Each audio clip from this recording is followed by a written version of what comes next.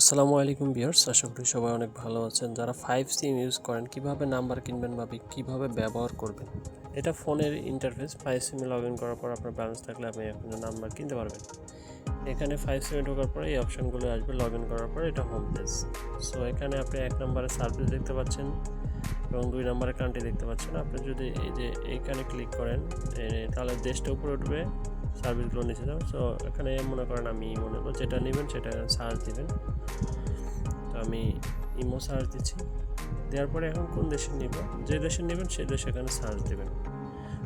যদি সেই দেশের নাম্বারটা থাকে অবশ্যই সেই নাম্বারটা পাবেন। মনে করেন অস্ট্রেলিয়া সিলেক্ট করলাম। তারপরে দেখেন এখানে 3 নম্বরে সিলেক্ট অপারেটর বা প্রাইস, ঠিক আছে।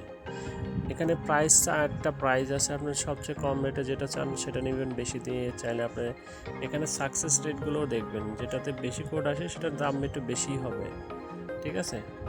সো বেশি প্রাইসটাই কিনবেন। মনে করেন এটা প্রাইস ভালো সাকসেস রেট, এটা এখানে ক্লিক দিলেন, বাস কিনা হয়ে গেল। কেনার সাথে সাথে এখানে আপনার নাম্বার চলে আসছে। আর এখানে নিচে দেখেন 15 মিনিট সময় থাকে বা 20 মিনিট সময় থাকে। 20 মিনিটের মধ্যে এখানে বক্সে কোড আসবে। যদি কোড না আসে এটা ব্যান করে দিবেন, দিয়ে নতুন নাম্বার কিনবেন।